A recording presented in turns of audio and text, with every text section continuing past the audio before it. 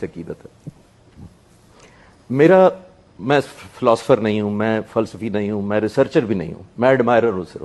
میری صرف اگر کوئی کوالیفیکیشن یا بیٹھنے کی ہو سکتی ہے تو وہ ایک ہو سکتی ہے.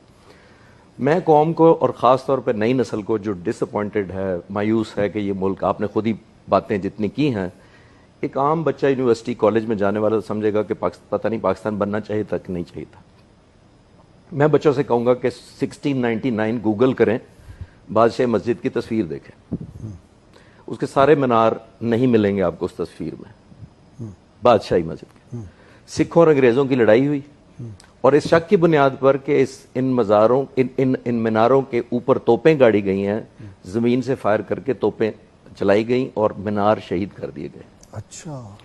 سن 1700 سے عیسوی سے لے کر تقریباً 250 سال تک نہ اذان ہوئی نہ نماز ہوئی. ہم بچوں کو کیوں نہیں بتاتے بادشاہ مسجد؟ اللہ. سکھوں نے اس کو گھوڑوں کا استبل بنا دیا, ملٹری کنٹونمنٹ بنا دیا جو دیوان خانے تھے. اس لیے ہمیں ملک چاہیے تھا, اس لیے ہمیں زیادہ مقروض ہیں ہم جناح صاحب کے. اور یہ بہت سارے بچوں کو شاید یہ معلوم ہی نہ ہو کہ 1930 میں انگریزوں نے کچھ فنڈ مقرر کیا مسلمانوں کے کہنے پر. کچھ نوٹیبلز نے کہا کہ اس کو ریکور کر لیں, تو انہوں نے ہر سال فنڈ ریکور کرنا شروع کیا, اور مسجد جو اس حالت میں آپ دیکھ رہے ہیں 1960 میں آئی تھی پاکستان بننے کے 13 سال بعد. کہ انگریزوں کو کہا گیا کہ مسلمانوں کے جذبات جو مجروح ہیں, اس مسجد کو جو شہید کیا گیا اس کو ریکور کریں. تو مینار سب سے پہلے کیے گئے, لیکن میں کہہ رہا ہوں رینوویشن, بیوٹیفیکیشن کے سینس میں اس سینس پہ عرض کر رہا ہوں, سٹرکچر نہیں کہہ رہا. ایک بات میں زیادہ جناح صاحب کی شان میں صرف مثالوں سے واضح کرنا چاہوں گا, اور کوئی کمپیرزن میں آج کل کے لیڈر کا اس لیے نہیں کر رہا. میں ایک چینل پہ بہت عرصہ پہلے گیا, بہت بڑا چینل تھا, بہت بڑی اینکر تھی, اس نے کہا میرے ساتھ 1 on 1 پروگرام کریں 1 گھنٹے کا, اور 45 منٹ جناح صاحب کی کریں گے آپ بات, اور 15 منٹ آج کے لیڈر سے کمپیئر کریں گے. میں نے کہا جی میری معذرت, میں آپ کے پروگرام میں یا شامل نہیں ہوں گا یا کسی اور کو بلا لیں کمپیرزن کرنے کے لیے, کیونکہ کمپیرزن ہے نہیں کوئی. یہ وہ شخص ہے جو سگار پیتا ہے بڑا مہنگا اور مرتے دم تک پیتا رہتا ہے. ایک دفعہ آخری دنوں میں زیارت میں تھے, کوے اور شاہین کا کوئی مقابلہ ہو سکتا ہے؟ کوئی مقابلہ نہیں. میں مثالوں سے ثابت کرنے کی کوشش کرتا ہوں. آخری دنوں میں زیارت میں تھے, نڈھال رہتے تھے اور زیادہ تر نیم بے ہوش رہتے تھے, بات بھی نہیں پورا دن کر سکتے تھے کمزوری کی وجہ سے اور بیماری کی وجہ سے. تھوڑے سے فریش تھے, لان میں بیٹھے ہوتے, اے ڈی سی کو بلایا, اس کو کہتے ہیں میرا سگار کا بل لے کے آؤ. تو اے ڈی سی نے کہا کہ سر آپ گورنر جنرل ہیں, آپ کی انٹائٹلمنٹ ہے, تو آپ کی طبیعت بھی ٹھیک نہیں تھی, تو یہ بل تو ادا ہو چکے ہیں. کہتے ہیں سارے بل لے کے آؤ. سارے بل منگوائے گئے, ذاتی چیک بک سے بل کاٹا, اور انگریزی میں کہا, میں اردو میں بتاتا ہوں, انہوں نے کہا سگار پینا بری عادت ہے اور میری قوم میری بری عادتوں کا خرچہ کیوں اٹھائے. آخری دنوں میں کھانا پینا چھوڑ دیا غازی صاحب. حضرت یہاں باتھ روم وہ دیکھیں نا کہ جب وہ پہلی کابینہ کی میٹنگ ہوئی تو انہوں نے کہا جی کہ وہ چائے اور فلانا, تو انہوں نے کہا یہ گھر سے ناشتہ نہیں کر کے آتے, گھر سے نہیں پی کے آتے چائے. ایک اور میں صرف ایڈ کر دوں, گورنر جنرل وہ ہے جس نے پاکستان بنایا ہے, یہ ذہن میں رکھیے گا, آج کا گورنر نہیں ہے. نہیں. آخری دنوں میں کھانا پینا چھوڑ دیا. فاطمہ جناح کو فکر ہوئی, ڈاکٹروں نے کہا کہ آپ کسی طرح کھلائیں کیونکہ ان کی زندگی کو کمزوری سے زیادہ خطرہ ہے بیماری کی نسبت.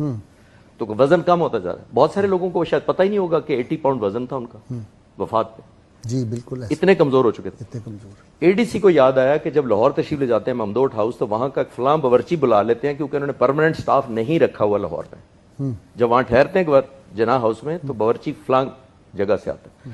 تو وہ پسند آئے ان کو بڑا. اس نے فاطمہ جناح سے کہا کیوں نہ ہم اس باورچی کو زیارت بلا لیں, اس سے کھانا بنوائیں, شاید کھا لیں.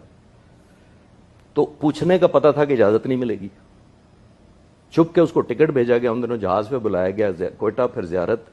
فاطمہ جناح نے اس باورچی کو کہا کہ جو جناح صاحب کی پسندیدہ ڈش ہے جو تم سب سے اچھی بناتے ہو بناؤ. بغیر بتائے وہ بہن کھانا لے گئی اندر, ضد کر کے بہن نے کہا چکھ لیں. خوشگوار حیرت ہوئی اس کو جب وہ کھاتے چلے گئے اور پیٹ بھر کے بڑے دنوں بعد کھا لیا. برتن اٹھائے گئے, باہر خوشی کا سما تھا کہ آج جناح صاحب نے پیٹ بھر کے کھا لیا. تھوڑی دیر بعد اے ڈی سی کو اندر بلایا اور کہا یہ کھانا کس نے بنایا تھا. ہائے ہائے. اب کسی کی ہمت نہیں تھی کہ جھوٹ بول سکتا, تو اے ڈی سی نے جناح صاحب سے کہا کہ سر یہ وہ جو ممدوٹ ہاؤس لاہور والا باورچی ہم نے وہ بلایا تھا کیونکہ آپ کی زندگی کو اتنا خطرہ تھا. کہتے ہیں اس کو بلاؤ. بلایا, اس کو کیش انعام دیا, اس کی ریٹرن ٹکٹ کا خرچہ اپنی چیک بک سے کاٹا اور انگریزی میں کہا اس کو واپس بھیج دو, یہ غریب قوم ہے, میرے منہ کے ذائقے کے لیے اس عیاشی کی متحمل نہیں ہو سکتی.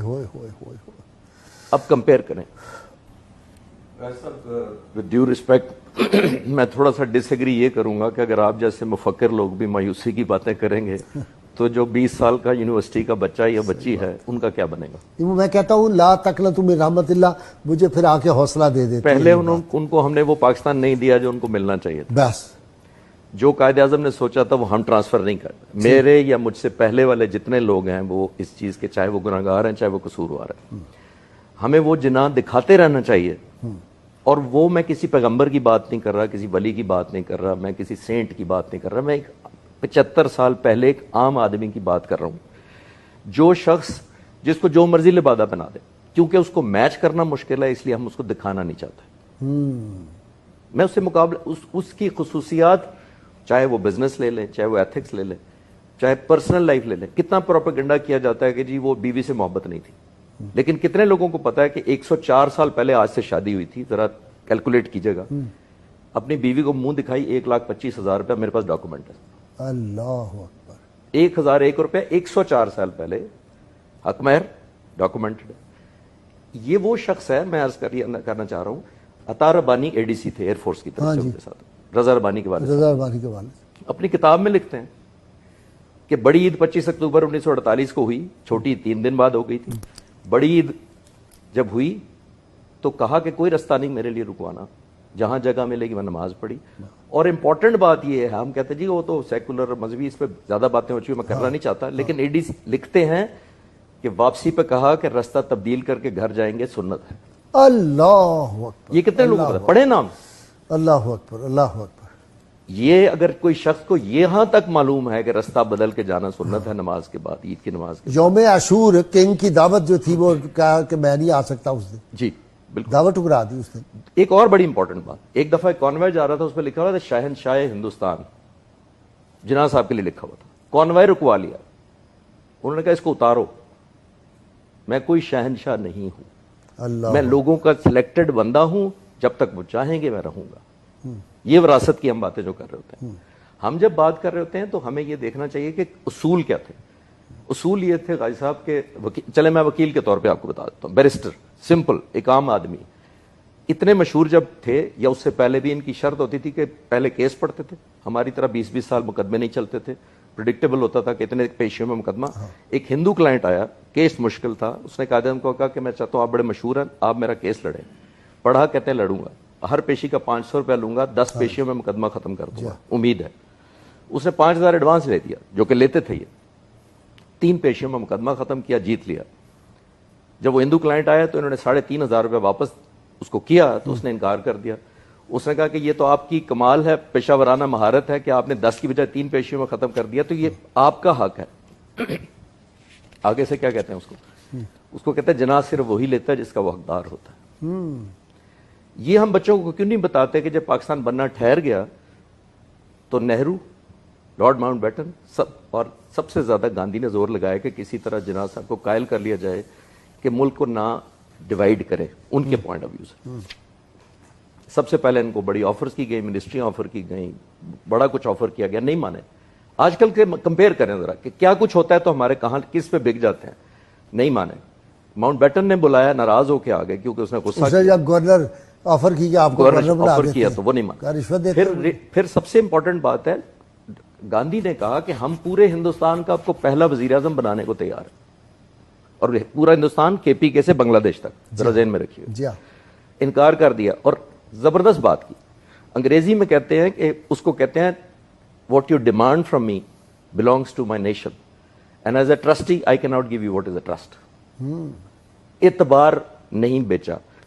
اور ظاہر اگر اعتبار بیچ دیتے تو آج ہم ان کو محمد علی جناح ضرور یاد رکھتے، the first prime minister of all India. پھر عاشق رسول دیکھے نا کہ اس کا جو غازی الدین شہید کا مقدمہ لڑا، کبھی قائد اعظم نے غلط مقدمہ لڑا ہے؟ کبھی نہیں لڑتے، تو پہلے پڑھتے تھے جب تک یقین نہ ہو جائے. اور یہ کہنا کہ میں یہ خواہش ہے کہ جب میں رسول اللہ کی بارگاہ میں جاؤں میدان حشر میں تو کہا جائے کہ ویل ڈن محمد علی. یس.